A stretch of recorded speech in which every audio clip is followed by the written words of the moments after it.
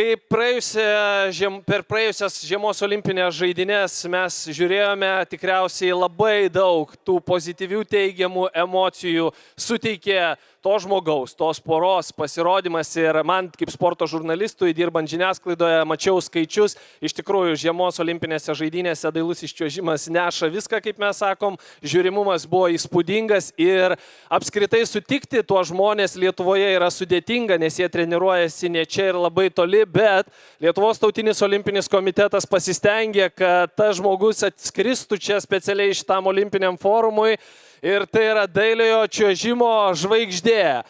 Nuostabių emocijų kūrėjas Saulius Ambrulevičius ir taip pat kviečiu jį kalbinti jo pirmąją partnerę. Realiai jie šoko pirmi projekte šokiuose ant ledo ir nuo tada Saulius pradėjo čiuožti kartu su ja ilgametė sporto žurnalistė Asta Žukaitė-Nalivaikienė. Scena jūsų. Sveiki visi. Labai malonu jūsų čia tiek daug matyti. Esu Asta Žukaitė ir šiandien būsiu čia su jumis ir mūsų visų laukia, tikiu, labai atviras ir labai įdomus ir turbūt svarbiausia dar ir įkvepiantis pokalbis su žmogumi, kuris, žinokite, sporto kultūrą kūrė sporto šakoje, kuri merdėjo tuo metu, kai jisai buvo jaunas. Sporto šakoje, kurios galimybės atrodė tokios blankios ir tokios miglotos.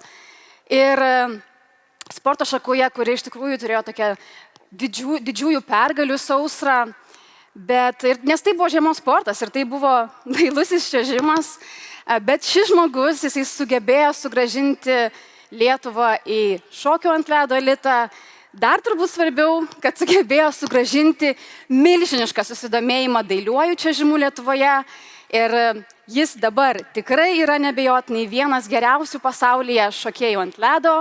Jis yra Europos čempionato prizininkas, olimpietis Saulius Ambrulevičius. Sauliau, kviečiu tave čia pas mane. Tavo vieta bus čia. Įsitaisyk patogiai.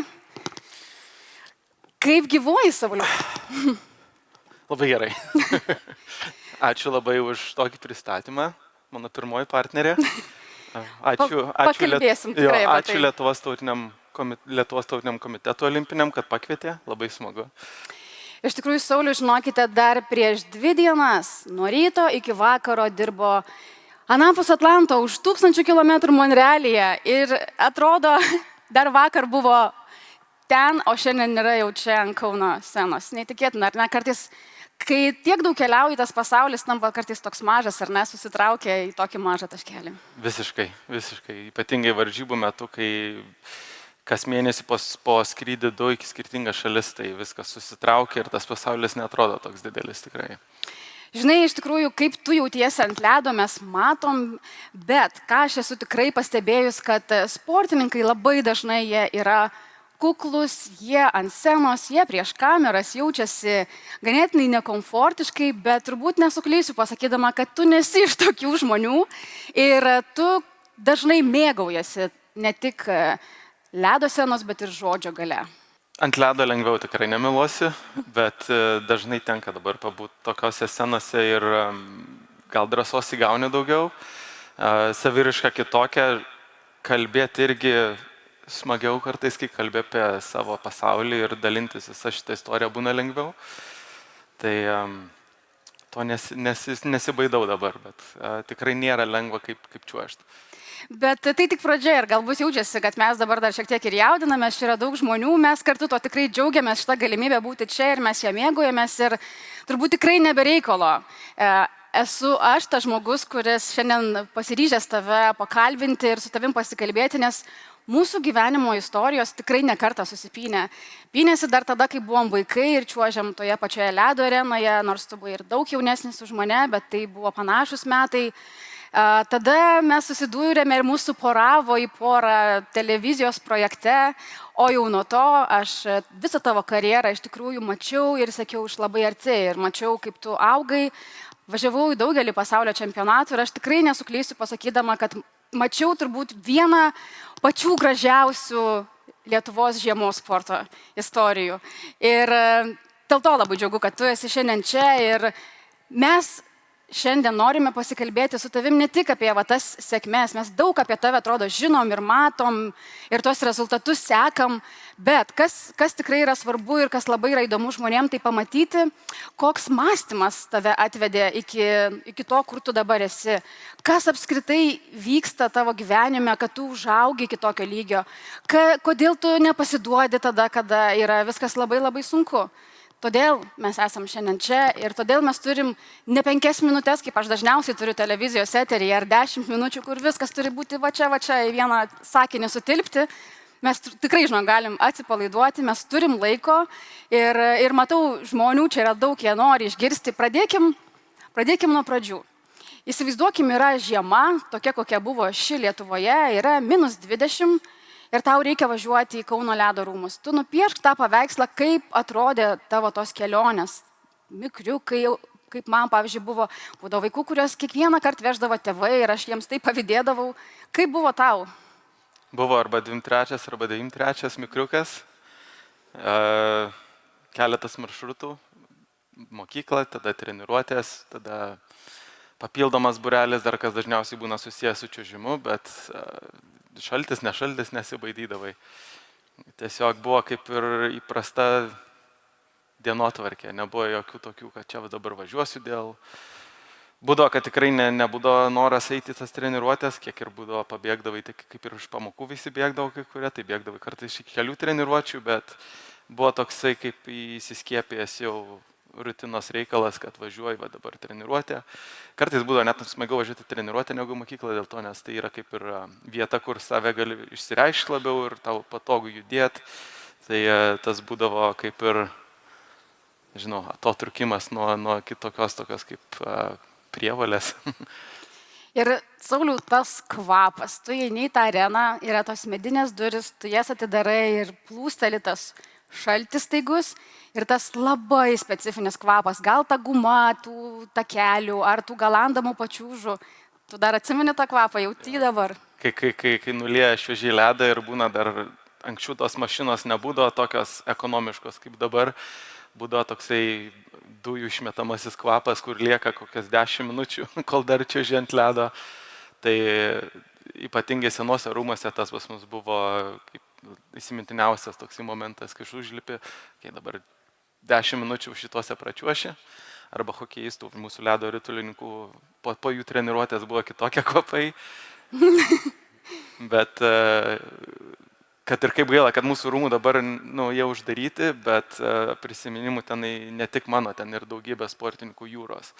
Ten kiek kartų užaugę, tai biški gaila, bet stovi dar pastatas už mūsų. Bet atsimeni, jisai ne visus metus veikdavo, aš nežinau, ar tai dėl to, kad pinigų nepakakdavo išlaikyti juos visus metus, nes tikrai būdavo ir Elektrėnus reikia važiuoti, ir dar kas būdavo, kad reikėdavo treniruoti su riedučiais, nes tai yra vasaros sezonas ir tada, aišku, yra stovyklos, bet tai nebuvo, kad tu kiaurus metus Lietuvoje Kaune turėjai galimybę čiuožti, tiesa? Pas mus kol porai mėnesių užsidarydavo arena visą laiką, nes, kiek žinau, vadino tai profilaktika. Bet paaugęs dabar supranti, kad tai yra didžiuliai kaštai, didžiulės arenos išlaikymo kainos, kad tiesiog turėjai atsvert kažkaip. Tai tuo metu važiuodom į kitas šalis, kai jau būdavom biški vyresni, mus veždavo tai kokią Slovakiją, ypatingai Latviją, Estiją, būdavo stovyklas, kur trukdavo mėnesius ir būdavo smagu, kai būdavo didžiulės grupės, bet turėdom Elektrėnuose, anksčiau būdavo irgi arena, kur veikdavo biški daugiau, dar jinai nebuvo remontuota, tai sąlygos buvo irgi tokios sau.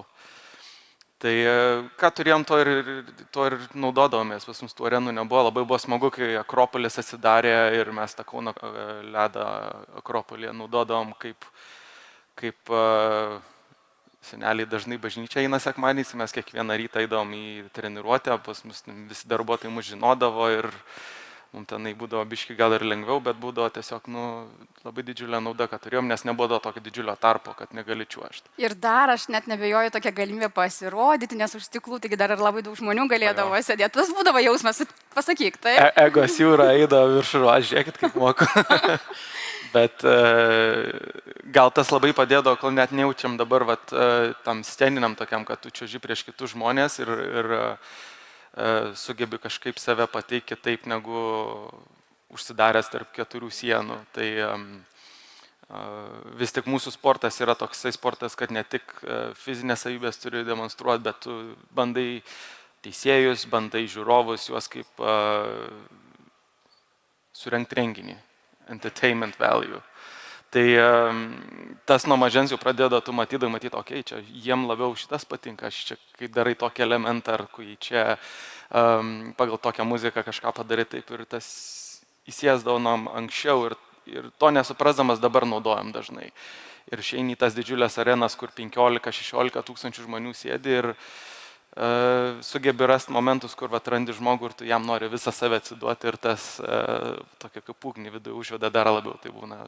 Ir va, kai pagalvoji, kažkuria prasme, Akropolis turėjo tam irgi įtakos. Dailusis čiuožimas yra toks išskirtinis sportas tuom, kad krepšinį futbolė mes žinom istorijų, kada žvaigždėmis tampa žmonės pradės sportuoti 15 ir 16 metų.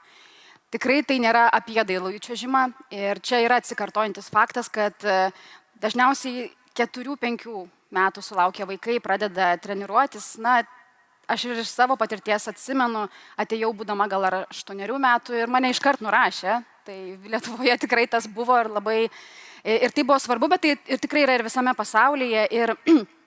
Ir mokslininkai darė tyrimus, kuo tie vaikai yra išskirtiniai dailiajame čiuožime ir kaip jie tampa elitiniais, tai iš tikrųjų įdomus dalykai. Tai yra vaikai, kurie pamėgsta monotoniją. Tai yra vaikai, kurie gerai jaučiasi diskomforte, nes tau reikia kristi, keltis, kartoti, kristi, keltis, kartoti. Koks tu buvai vaikas? Ir mes čia netgi ir turim skaidrę, Kobe Bryanto mentalitetas, taip vadinamas. Jis buvo tas žmogus, kuris keldavosi kiekvieną dieną 4 ryto ir tą darė ir sakydavo, jeigu darysi tai, ko kiti nenori daryti, tu ir nueisi į tas aukštumas. Koks tu buvai vaikas? Patrakęs.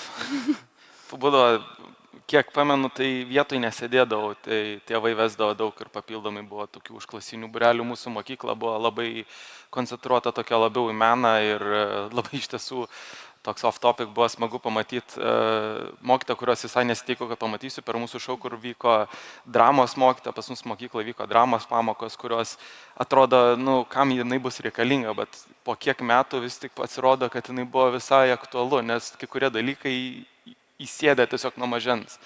Kaip tu gali reaguoti, kaip savęs gali susitelkti į tą istoriją, kurią bandai perteikti. Tai būtent viskas pradėjo nuo mažens ir mūsų mokykla labai buvo daug tų tokių aktyvių būrelių ir sportava, kaip prieš tai buvo pokalbis, pas mus fizinis aktyvumas buvo tikrai gana aktualus. Visi mes vaikai buvom tokie gana aktyvi grupė, kur mes visi bandėm varžytis tarpusavyje. Tai tiek ir po pamokų, ir per pamokas mes buvom labai aktyvus. Ir tas hiperaktyvumas buvo labai puikia vieta išnaudoti dailiam čiuožimui. Mane atvedė dėja nuo 6, ne nuo 4, nes, kiek žinau, nebuvau labai sveikas vaikas, buvo labai daug ligų. Ir tai buvo labai puikia proga išliet visą savo energiją, nes tiesiog dirbi pilnai. Kiek kartų krenti, kiek kartų tenai turi judėti kuo greičiau, kad save biškį išjudinti kitur. Ir tai buvo labai gana varginantis, kai vaikų, tai miegodavau gerai.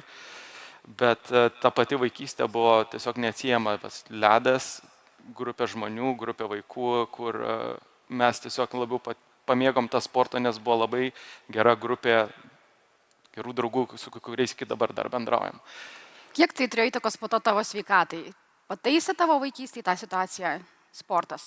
Kol kas, manau, taip.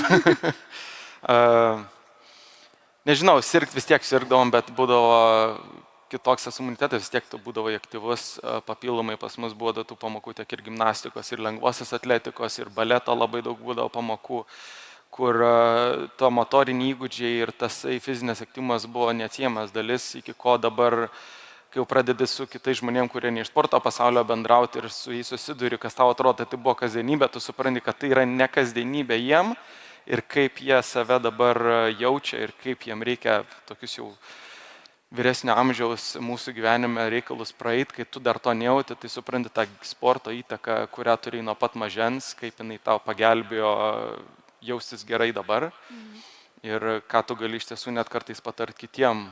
Pavyzdžiui, mano draugės mama, jai yra sveikatos reikalų ir dažnai iš manęs klausia patarimų, ką gali daryti, kad apeit kažkokias tai problemas. Ir būtent, kad tas sportas pas mane taip visą gyvenimą ir kiek tu turėjai papildomai tos įtakos, ne tik ir universiteto pagalba, bet ir tu gali duoti patarimus, kuriuos jau pats esi išbandęs ir tu žinai, kurie veikia, kurie ne. Tai va, tas gal labai smagu, kad sportas įtakojo žinių dalymasi tokį.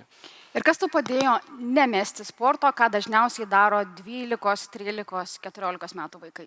Tėtis, kuris čia kažkur sėdi, dabar nežinau, bet atsimenu, buvo toks kertinis laikotarpis, kad 13 buvau drąsiai norėjau mesti sportą. Ir įstrigė lygiai dabar toks momentas, kaip sako, tu mesk. Bet sako, kitur aš tau nelabai padėsiu.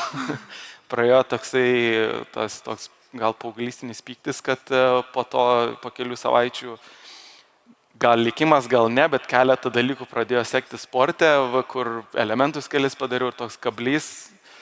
Ir nuo tų metų visa ta karjera pradėjo keistis, pradėjo kažkaip vežti į tas varžybas, kur gavai tarptautinio pamatymo, kaip kiti žmonės ir sportuoja, kaip ir tas dailusis čiuožimas iš tiesų atrodo visai kitaip. Nes pas mus tai Lietuvoje, ypatingai tuo metu, tas čiuožimas dar visiškai nebuvo toks, gal ir kaip dabar jis jau tikrai geriau, bet dar yra kur mus stipriai aukti, bet tas įtaka nebuvo jaučiama ir kai pamatai tą platesnį jūroje, suprantai, kad tai yra labai kur kas daugiau negu šiaip užklasinis būrelis, o yra kaip ir gyvenimo dalis, kaip saviriškos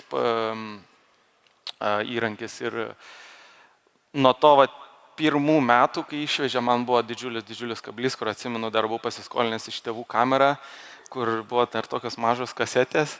Ir grįžęs, man atrodo, vasarą gal kelis mėnesius vis atsisukinėjai ir žiūriu, kaip ten kas ką daro. Ir tas susidomėjimas išaugo jūrom. Bet tais laikais turbūt nebūdavo, ar ne, tos praktikos, kad tu filmuoji treniruotės ir tada analizuoji, nes tikrai dabar taip yra. Ne, pas mus, aš atsimenu dar tais laikais, kai ir YouTube pradėjo kelt keletą čiuožimo video ir tu net nežinodavau ten tų varžybų, kokias viskas vyksta, ten tie visi Grand Prix etapai ar finalai ir taip toliau, bet šiandien vieni tokių populiariausių tokių čiuožėjų, kurie man patikdavo labiausiai video ir dar ten negeroj kokybėje atsisukinėjai ir žiūri tokie kaip inspiracijos labai suteikdavo daug, kad gali rasti tokių momentų, kur pats jautiesi, kad man tas patinka ir man tas labai asocijuojasi, ką aš norėčiau tiesiog išbandyti. Tai buvo labai didžiulis toks pamokantis metodas, kad galėdavai iš analizės video savo perteikti ir bandyti. Ir tuo metu nei telefonų neturėjom su gerom kamerom, nieko. Tai tu nežinojai, kaip kas atrodo, turėdavai ir labai tikėti trenerio žodžiais, tiesiog bandyti. O išvažiavęs kitose stovyklose, kurios jau buvo labiau pažengę, kur naudojo ten tai kameras taip toliau, pradėjai tada žiūrėti, kaip treneris analizuoja, kas ore atrodo, kaip kur save susimti, kitur gali ir ką gali. Tai tokius dalykus dabar prisimenant yra iš tiesų labai toksai kaip ir reflective, atspindintis momentas. Taip, bet kartu tai žinai, ką parodo, kokias tu sąlygas turėjai ir kad tu nepaisant tokių sąlygų vis tiek pasiekiai tokį lygį, kokį tu pasiekiai. Ir tikrai net ne visi žinos, taip dabar tu jau amžiams įrašai savo vardą, ar ne, šokio ant ledo istoriją, bet tu buvai 2007 metais pats jauniausias pasaulio čempionato dalyvis. Tai tikrai yra toks įspūdingas faktas, nes pasaulio čempionatuose tikrai atkreipia visi dėmesį tada tos pačius jauniausius vaikus. Tau tuo metu buvo 15 metų. Nuo tų 15 metų tu 5 metus iš eilės važiuodavai į pasaulio čempionatus. Tai tikrai, vėlgi tavo įspūdinga karjera, jeigu ten skaičiuosi, kiek tu iš viso esi dalyvavęs pasaulio ir Europos čempionatės, aš neįsivaizduoju, ar Lietuvoje mes net arti kažką rasim, nes tai yra turbūt 14 ar 15 pasaulio čempionatų. Tai būtent dar į tą laiką norėčiau sugrįžti. Tau 15, 16, tavo bendramžiams rūpi pramogos, draugai, nežinau, kinas, vakarėliai. Tu tikrai turi pašvęsti save treniruotėms ir tai rutinai. Kaip išbūti toje rutinoje, kai tu esi paauglys? Čia toks gana komplikuotas klausimas dėl to, nes realiai mano visas save sportininkus stipriai galiu laikyti, kad tapau kaip išvažiavau dirbti kitur. Lietuvoje ypatingai dailiajam čiuožime pas mus, kai to nebuvo kaip ir žinių, negaliu sakyti, kad nebuvo, buvo labai daug žmonių, kurie tą sportą propagavo, bet tiesiog žinių kiekis nebuvo toks didelis, kad mes galėtum sportininkus ugdyti. treneriai darė, ką gali, iš tiesų maksimumą ir didžiulę pagarbą jiem, kad jie tuo metu tą sportą mūsų augino, ypatingai Kauno mieste, kur buvo bazė pagrindinė, tai sėdė viena iš mūsų trenerių, irgi mums padėdavo dažnai, tai bet iki tam tikro lygio, kai pradėjau važinėti tos pasaulinius turnyrus, supratau, kad aš nelabai esu kaip sportininkas, nes neturiu tokio gyvenimo, kaip pavyzdžiui, kiti sportininkai nuo 15 metų yra statomi tam tikrą rutiną, kad yra sportas numeris 1 ir po to viskas aplinkui darinama, kai kur būdavo mokslai nepamirštami, tai būdavo vis tiek yra didžiulė ta įtaka, kad būna mokykla, sportas ir po to niekam kitam nebūna laiko. Ir dabar jau pažengiai yra, kad viską derina kur kas labiau, bet tuo metu pas mane buvo gana šaliai valiai, kaip galima sakyti. Ateini ten 2 valandas pačiuoždavai ledo arenoj, dar koks būrelis ir nebuvo tokio, kad tai turi laiko namuose ir pabūti ir su draugais, tik taip toliau. Tai toks kaip yra blessing in disguise, kaip sako pas mus tenai. Bet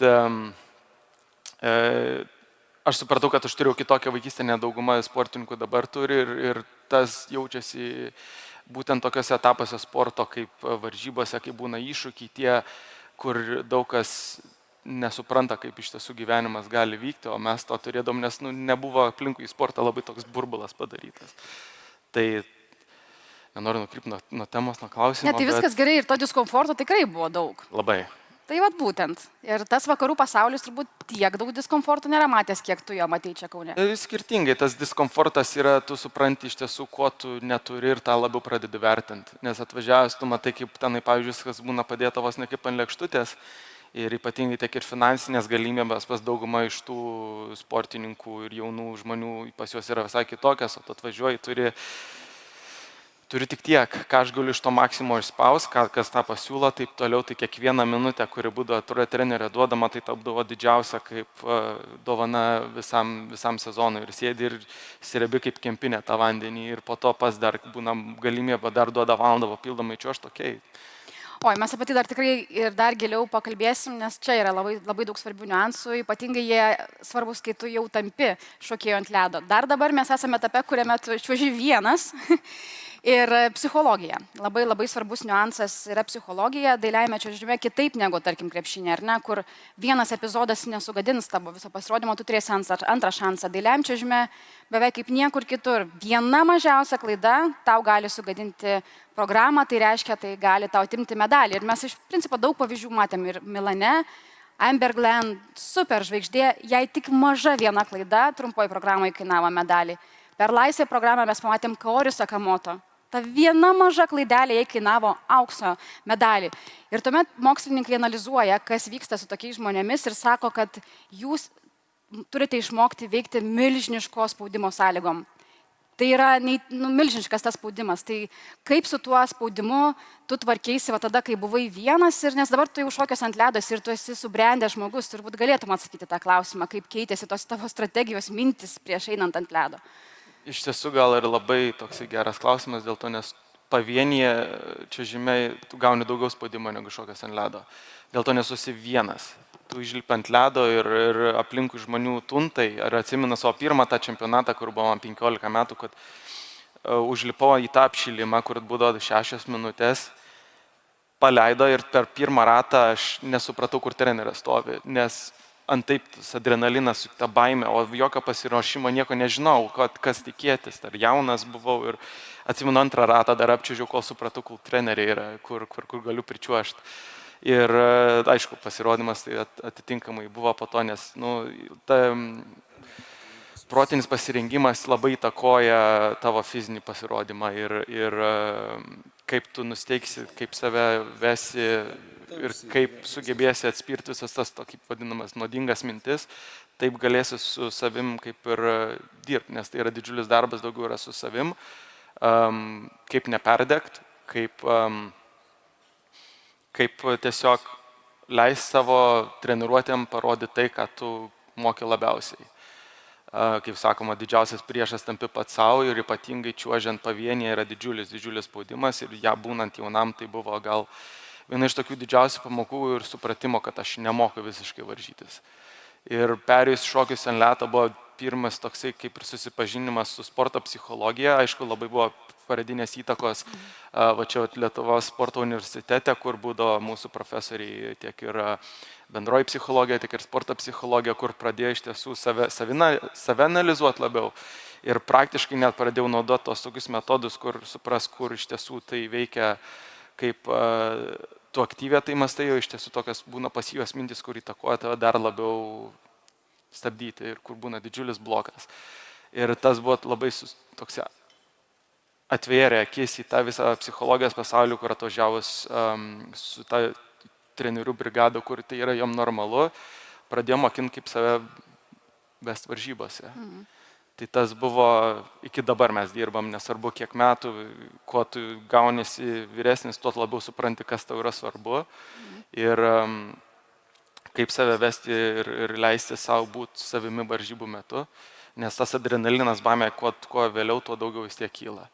Jo, ir aš dabar turiu prieš jūsų akis Iliją Malinin, tai turbūt jau neįmanoma, kad nebūtumėt pamatę šitos istorijos, kaip 5 metus absoliučiai visur dominuojantis čiuožėjas sugeba šitaip palūžti ir tikrai dabar labai daug kas ir analizuoja ir gilinasi, kas vyksta ir tai yra tikrai įspūdingas pavyzdys, kokia buvo dailio čiuožimo reakcija, nes tu buvai Milane. Aš su Al kaip ir pažįstami mes neblogai, tai aš su juo galėjau irgi asmeniškai pakalbėti ir tai yra iš tiesų gana labai didžiulė aktualija, kas gal net ir nesupras, gal ir supras, bet yra vis tik tokiose varžybose tu prireprezentuoji savo šalį. Kaip sportininkas, ypatingai pavienio čiuožimo tokio lygio, tu esi sportininkas, kur tau labai rūpi, kaip tu save pademonstruosi, nes tu jauti tam didžiulę atsakomybę save pateikti kuo geriau prieš savo šalį, veš garbę savo šalį ir savo žmonėm, kurim tave tiki ir tave myli. Ir kaip labai ta dabartinė socialinė medija yra labai stipriai įtakojanti, kas visas dėmesys yra sukilęs 100 kartų daugiau negu buvo mano laiku, kai aš pradėjau. Ir tie visi žodžiai, kurie yra žmonių labai teigiami, sako, bet tie neigiami žodžiai, kurie atrodo menkas leptelimas kažkieno tai komentarė, o tau tai nereikėjo važiuoti nieko. Iš tiesų labai duria tai stipriau negu 10 kokių patarimų, kurie šaunuolis vis tiek tai už mūsų šalį ir taip toliau. Tai įsivaizduokit, pas mus Lietuvoje yra keletą tūkstančių žmonių, o pas juos yra 100 tūkstančių žmonių, kur taip pat dauguma sako teigiamus dalykus, bet dauguma pradeda ten skleisti erezijas, kurie labai sportininkai tą sėdi. Ir ypatingai ta socialinė medija yra dalis gyvenimo, kur ypatingai nesugeba atsieti savęs nuo jos. Labai lengvai prieinama ir labai lengvai dėkojama ir tiesiog žmogus perdegė. Kiek buvo susidomėjimo, visas čiuožimo pasaulis, visas ne tik iš čiuožimo, kiek buvo žvaigždžių suvažiavę iš tų visų, kur mes matom tiek Lietuvoje tas Hollywoodo žvaigždynas, tiek ir Djokovičius stebėjo, tiek ir Snoop Dogg ir taip toliau, kur pas mus, kada čia kas ateis, o ten sėdėjo ir žiūrėjo jį ir su juo tiesiog kaip į dievaitį. Ir jam spaudimas tokių metų tai yra ir sudegė tiesiog psichologiškai žmogus sudegė, nes jisai užsimerkęs tą, ką jisai daro, jis užsimerkęs, ryte anksti pakėlus tau padarys viską. Taip, iš tikrųjų, tai ir yra sportas ir truputėlį nueikime nuo sporto prie automobilių. Žinau, tau juokinga dabar, čia reikia įvesti į kontekstą, kas čia vyksta. Žodžiu, čia yra Sauliaus raudonas BMW, kurį jis nusipirko Marijampolės turgui, rado variklyje labai daug monetų. Ir ačiū už visas istorijas tavo geriausiai draugui Gyčiui. Šiaip aš esu už toj mašinai, čia vienintelė nuotrauka, kurią aš sugebėjau rasti susijusias automobiliais. Tu baigęs vienetų karjerą, tuo metu manei, kad baigęs apskritai tavo karjerą ant ledo. Ir tu savotiškai tikrai žinau, kad turėjai minčių, kad galbūt siesi savo gyvenimą su automobiliais, nes tai tave labai vežė, tu pirkai tos automobilius, juos ten, aš gal net nepamenu, tu plačiau papasakosi. Ir turi labai daug istorijų apie tos visus automobilius. Ir tiesiog, ką davė tau automobiliai ir kaip čia neliko tie automobiliai pagrindinė tavo gyvenimo, pagrindinių variklių tavo gyvenimo. Jie dar būna, afišuojasi, jie nedingia niekur, bet jo, iš tiesų tai čia buvo momentas iš mūsų treniruočių, kai mes dar buvo šokios ant ledo ir atsimenu, saulė išlindo pirmoji pavasarį. tai atsidarėm prie senos arenos, deginomės. Bet jo, tai kaip hobis, nežinau, pas mus kiekvienas lietuvis, ypatingai mūsų kartos, mėgsta automobilius, nežinau kodėl, Lietuva pagarsėjusi ypatingai Europoje kaip automanų šalis ir tapau vienas iš tokių ir su mūsų draugu mes visą laiką, žodžiu, kalbame apie tai bendrai ir tai yra vienas toks kaip hobis, kuris iš tiesų dažnai padeda pabėgti nuo visko, kaip vieni gana kokių būrelių, vieni keliauja, kiti, nežinau, mezga, treti tenai užsiema papildom fotografiją, man būdavo tiesiog ateit smagu įlys pasikrapštyti, kažką padaryti, nes tai būdavo ir toksai dalykas, kurį kai pabaigi tą projektą, tu matai kaip jis įveikia, tai toksai būdavo maždaug fainai. Tiesiog didelis kontrastas tarp muzikos, ledo, tos estetikos ir tada garažas, tepalai ir kažkuria prasme, žinai, du skirtingi pasauliai, bet niekada nežinai, kur dar tavo gyvenimas galbūt vėliau nuves ir gal tie automobiliai dar ir liks, ne tik hobis, gal dar kažkas taps svarbiau, o tada kartu šalia čia yra ir tikrai labai labai svarbus tavo gyvenime periodas, trukęs 9 mėnesius ir būtent tada mes susipažįstam ir pažįstam vienas kitą. Ir televizijos projektas Šokiai ant ledo. Ir kas įdomu yra tai, kad kai mes atėjom su Sauliumi tą televizijos projektą, mes jame dominavome nuo pirmos laidos ir antroji ir trečioji, nors tuo metu mes tokie naunėjimai buvom ir niekas mūsų nežinojo ir niekas už mus nebalsavo. Todėl to televizijos projekto prodiuseriai darė viską ir ant iškritimo statydavo ir visokias intrigas kurdavo, kad tik tai yra strategija, tai yra televiziniai žaidimai, kurie tuo metu buvo svetimi tiek man, tiek Sauliui. Mums televizijos pasaulis dar buvo visiškai nepažįstamas, kaip dabar pagalvoju, kur mes nukeliavom. Bet tuo metu buvom visiškai žali, visiškai naujokai, bet mums labai labai gerai sekėsi tam televizijos projekte. Ir va tada, kas buvo tas žmogus, arba kas apskritai pasėjo tau sėklą tą, kad tu turi šansą, tave pastebėjo ir tu turi šansą tapti šokėju ant ledo. Bet tai čia reiškia, reikia suprasti, yra visiškai kita karjera, tai net nėra vienetų varžybos. Čia kaip iš naujo tarsi pradėti kitą karjerą, tik tiek, kad tu tą pačiūžą puikiai valdėjai. Kad tam paaiškinti reikia keletą mėnesių atgal.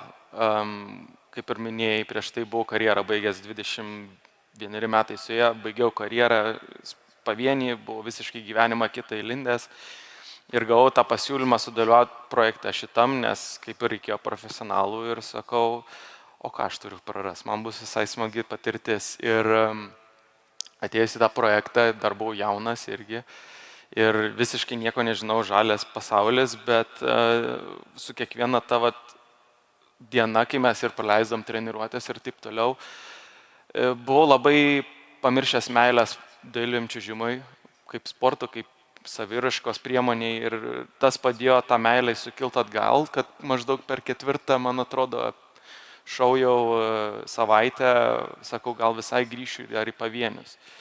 Ir tada, atsimenu, buvo pakviesti kaip svečiai teisėjai, buvo Lilija ir buvo viena iš teisėjų, kuri tarptautinė choreografė buvo ir sėdėjo ir 7 šou buvo ir sako, tau visai gal pavyktų į šokius ant ledo išeiti. Nu ir tada Lilija pasakė, kad pažiūrėsim, ką mes galim padaryti ir po mėnesio gavau žinią, kad yra partnerė, su kuria galima pabandyti kaip ir pasičiuoš, pažiūrėti, kaip seksis Amerikoje. Man Amerika, ausis, akys, viskas bum pasistatė, nes tai buvo proga, aš nežiūrėjau tai, kad čiuožta karjerą toliau, bet man tai buvo proga susipažinti su treneriais, žiūrėti, kaip dirba pasaulio lygio olimpinių čempionų treneriai, kokios metodikos, kaip žinias perteikia, kokios tos žinios. Ir man buvo tai būtent tas, nes buvau kaip tik dar šviežiai baigęs mokslų studentas, tai man viskas dar vyrė, kaip kas viskas gaminasi ir tiesiog po mėnesio išvažiavau tenai ir viskas prasidėjo nuo to, kad 2 savaitės nežinau, kaip pasuk partnerės dar normaliai, o po to buvo didžiulis kablys, kad tai yra visai kita galimybė išreikšti save, savo kūrybiškumą, sportą atras kitaip ir... Bet čia tik viena ta pusė, tu išvyksti į Ameriką ir noriu, kad žmonės suvoktų, kad tau reikia ir užsidirbti. Ir jūs įsivaizduokit, Saulius turėdavo dirbti nuo ryto iki vakaro, jis ieškojo, ką galėtų treniruoti, kad tų pinigėlių būtų. Buvo labai ilgas laikotarpis, net 3 metai, kada Saulius kiekvieną dieną kirsdavo Amerikos-Kanados sieną. Man čia tas faktas yra, aš skaitau, Sauliu, kaip taip įmanoma. Jisai 6-8 valandas treniruodavo kitus Kanadoje, tuomet grįždavo į Ameriką ir Amerikoje pats siekia savo karjeros. Tai, iš tikrųjų, ištisi metai labai didelio pasiaukojimo ir labai sunkaus darbo. Kas tada buvo? Kas tada tau leido tikėti, kad aš pasieksiu tą elitinį lygį ir tas mano gyvenimas nebus visada toks, koks jisai dabar yra sunkus? Ten buvo vienas toks kaip juodžiausių periodų, galima sakyti, ne tik sporte, bet ir kaip gyvenime, nes tai buvo toks pirmas didžiulis iššūkis, kur viskas tavo rankose liko. Mūsų federacija tikrai tuo metu nebuvo, kad ir turėtų finansų ir jie priimdavo sprendimus tokius, kokie jiem atrodė būdo teisingiausi. Ir tuo metu buvo taip, kad po kelių metų mums vis tiek nepavyko rezultatų rodyti, kas pasakoje iš tiesų nepadėdavo finansiškai. Ir tas finansavimas mažėjo ir tiesiog tas neleido mums treniruotis daugiau. Ir man buvo toks momentas, kad, sakau, jeigu taip, tai man kaip ir belieka, arba aš darysiu kažką, arba viskas dings. Yra lengviausias dalykas, kaip ir pasiduoti, bet tuo metu pamatai galimybės, kuriuose vietose galima kaip ir kažką suderinus bandyti toliau. Tai tuo metu pasisekė, kad gavau progą dirbti Kanadoje, nes Kanados siena ten buvo per upę. Tai 40 minučių ir tu jau būni Kanadoje. Tai gavosi proga, kad aš ten galėjau dirbti, mane įdarbino pilnai ir aš gavau visą kaip ir dokumentaciją ir man tiesiog buvo taip. Arba aš tada ryte važiuoju, atidirbu savo kaip sportininkas ir grįžtu atgal ir tada dirbu ir bandom kurti sporto komplekse mokyklą, treniruoti vaikus, ne tik čiuožimas, bet buvo ir ledo ritulio, čiuožimo technikos lavimas ir taip toliau. Ir buvo tiesiog kasdienė tokia rutina, kad 2-3 metus, atsimenu, važinėjau taip kaip ir nebuvo taip kažkoks klausimas, kodėl aš tai darau, aš mačiau tokį kaip tikslą užsidėjęs ant akis, kad aš žinau, ką aš galiu jau tuo metu iš savęs įspaus, kad aš tikrai dar nepasiekiu jokių limitų ir kad arba aš tai darysiu dabar, arba daugiau niekada to nebus. Ir yra ir tikrai žmonių matė iš šono, kaip tas buvo sunku. Mano trenerė tuo metu Marina man turėjo didelį stabdį varyti, nes buvo, kad 3 mėnesius, kad ten neturėjau nei laisvos dienos. Nuo pirmadienio iki sekmadienio arba treniruojas pats ir treniruoja ir po to pamatė, kad biški man jau nesigauna normaliai ant ledo čiuožti, sako, arba tu pasiemi laisvas dienas, arba aš tavęs neprileisiu ant ledo. Tai toks buvo koks aklas užsivedimas, kuris gal dėka jaunos energijos, bet iš kitos pusės tas labai padėjo, kaip ir jau minėjau, vertinti, ką tu gauni ir sugebėjau iš tiesų tuo metu išsilaikyti save, sutel kažkokį tai finansinės galimybės treniruotis toliau su treneriais, Amerikoje treniruotės tikrai nepigios. Ir tuo metu padėjo dar tuometinės partnerės ir tėvai, ir iš tiesų treneriai matė tą norą ir tiesiog jie sudarė tam tikras galimybės, special, bet galimybės, kad leisdavo tiesiog dirbti toliau tenai. Ir Alison Reed nebuvo tavo pirmoji partnerė buvo Taylor Tran, kiek pamenu, bet tai vis tiek buvo pati pradžia, su jie pabuvai keletą sezonų ir pasidėjai tos pačius pagrindus, pamatinius, kaip reikia čiuožti poroje. Ir tiesiog yra ir iš jūsų atsistų klausimų ir jie labai yra panašus. Tai vat, visiems žmonėms įdomu, tai kaip tą partnerį reikia susirasti, kas čia yra svarbiausia, nes čia juk yra, turi būti ta chemija, ar turi būti ta chemija? Tai va, dabar labai ypatingas periodas, ypač kad po olimpinių varžybų čia pas mus pasaulyje dailiam čiuožime poros pradėjo skirtis ir dabar, kai gauna iš tos trenerio pusės matyti, kaip poros formuojasi, ir matai tą jauną tokį protą, kaip jie viską tą kreipia dėmesį, aš galvoju, come on, biški visai netaip mąstot jaunimas, kad tai netiesiog žiūrit į žmogų kaip į daiktą, ką jis gali, ką negali. Ir tas partnerių visas keitimas, jie visi galvoja, kad tai bus labai paprasta. Man pavyko su Alison sustoti, nes mes buvome pažįstami dėka jų brolio ir sesės. Bet kartu jinai atvažiavo irgi baigus sportą, jinai norėjo grįžti atgal ir mes kažkaip tuo metu susibendram, mes labai bendrą draugystę radom iš karto. Ir gavosi toks momentas, kad mes pradėjome tiesiog čiuožti kartu for fun. Tiesiog mano trenerė susitraumavus, ne trenerė, Taylor buvo susitraumavus ir tuo metu buvo galimybė, sakau, Alison, pačiuožėm kartu, sako, jo, irgi. Ir mes gal mėnesį kokį tiesiog čiuožėm dėl smagu, ir man akis atsivėrė, kaip iš tiesų yra fainai ir patogu, bet tiesiog tas buvo didžiulis aspektas, kad mes labai gerai sutarėm kaip žmonės, kaip draugai, ir buvo tas ryšys visai kitoks negu kaip ateini tiesiog business partneris, kad ateini, labas rytas, einam ant ledo, baigėsi 3-4 valandas, viso gero. O yra tokių porų, kurios pasiekia labai aukštus rezultatus, kai tarp jų nieko nėra iš principo? Dažniausiai labai sunkiai, nes tai yra tas žmogiškumo faktorius, kad kuo tu aukštesnį lygį sieki, tuo tu daugiau gauni tokių iššūkių, kurie yra jau liečiami ne tik sportiniai, o yra būtent tie žmogiškumo, kaip tu viens kitam padedi, kaip per visus sunkumus tu gali viens kitam padėti ranką ištiesęs, išsitemti ir rasti būdą sportą, kaip save tiesiog vesti, nežinau, tas mums labai padėjo, ypatingai keletą momentų, kaip buvo Alison brolio netektis ir tada buvo mūsų ten ir trenerių lokacijos keitimas ir tiesiog tas žmogiškumo faktorius labai padėjo mūsų karjerai sužibėti ir daug kas dabar jaunimas dar to neakcentuoja. Tie, kurie tą turi, tai pasieks tikrai, manau, labai daug. Čia dar nuotrauka yra iš Pekino. Tau sakei, tai yra svarbus etapas, vienas emocionaliausių, nes tai buvo varžybos, kada tu iškovojai kelialapį į olimpinės žaidynės ir turbūt suvokiai, kad būsi olimpinė. Tai buvo tavo didžiausias svajonės išsipildymas? Pas mus istorija visi turbūt žinot, kaip šokiant ledo su olimpiniam žaidynėm buvo kebloka, tiek ir tos pilietybės, tiek ir visi ne ir taip, kas tu gali, ko tu negali. Tai iki to Europos čempionato Lietuvoje aš jau buvau susitaikęs, kad tos olimpinės žaidynės man niekados neįvyks. Ir atėjus momentui, kad mūsų Lietuvos keletas Seimo politikų vis tik inicijavo tą norą, kad Alison suteikė pilietybę ir tokia kaip prasivėrė prošvaisa, kad mes iš tiesų gal visai išvažiuosim. Ir iki pat Pekino netikėjau, kai tik tai nepamatėm, kad jau išlindo balai ir kad mes galim išvažiuoti, jau gaunam kelialapį, kad važiuosim, tada man buvo turbūt didžiausias toksai momentas.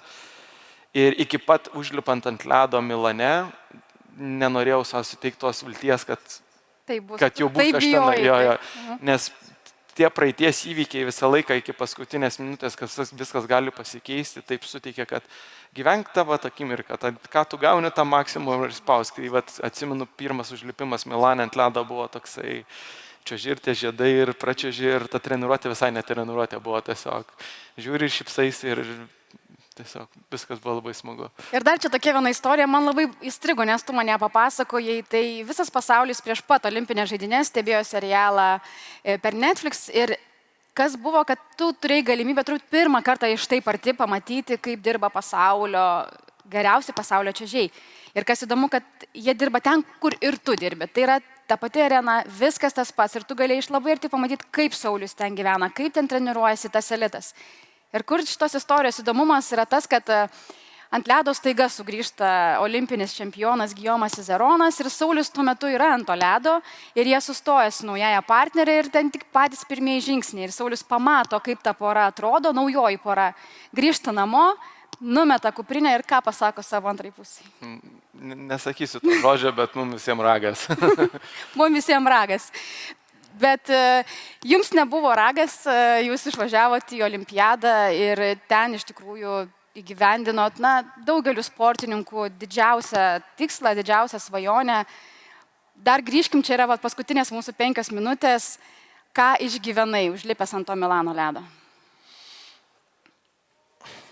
Labai daug buvo visų tokių emocinių pliūpsnių, bet man buvo labai toks įstrigęs momentas, tai atvažiavus į olimpinės žaidynės Milane, ten tų šalių yra labai daug, ypatingai kur čiuožia iš tokių grandų kaip Kanada, Amerika, Prancūzija ir taip toliau.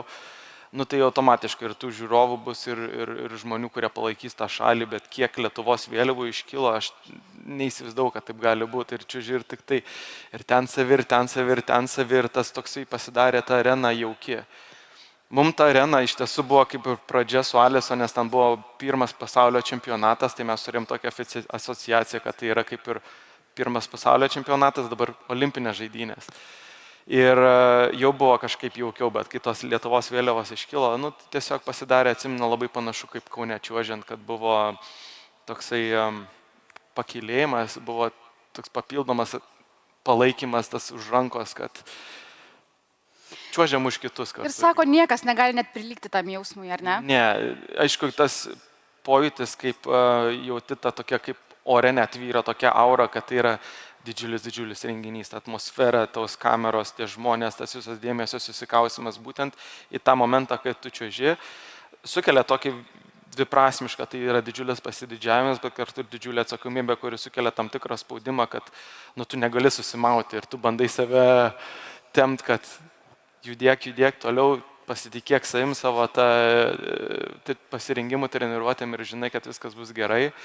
Bet paskutinę minutę atsimenu čiuožiant tiek ir trumpą, tiek ir ilgą, kad buvo toksai euforinis momentas, kad atrodo kūnas iš savęs lips lauk. O būna net, sako, sportininkai kartais pajaučia tokį momentą, kad atsiskiria kažkaip tavo mintis nuo tavo kūno. Visiškai, yra tam tikras momentas iš tiesų, kaip būna šou momentai, būna tie, kur tas emocinis užsivedimas, jisai būna, mes sakom, tą ugnelę viduje, atrodo labai poetiška, bet iš tiesų tuo metu sukyla tokia, nežinau, gal tai kokie psichologai galėtų daugiau paaiškinti, bet kur tavo jau kūnas tiesiog tokioj formai būna, kad jisai daro viską, ką tu panorėsi ir tu gali spaus, kiek nori ir tu atrodo, kad jis nenugalimas tuo metu. Ir tuo metu yra ta, manau, dėl to momento yra labiausiai kaip ir svarbiausias momentas, dėl ko tu sportuoti, dėl to labiausiai ir nori, nes tu tuo metu esi jautiesi nenugalimas visiškai. Taip, iš tikrųjų, žiūrint ir iš tą nuotrauką, akivaizdu, ką jums teko išgyventi. Sauliau, šiandien čia yra daug žmonių. Ką tu norėtum, kad šie žmonės išsineštų iš šio mūsų pokalbio?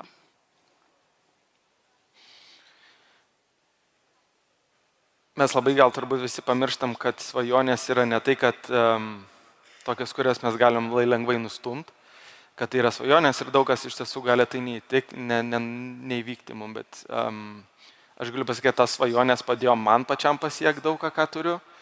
Ir ne dėl to, kad aš tiesiog dėl jų ėjau ir gyvenau, bet man tai suteikė tokio pasitikėjimą, kad aš galiu.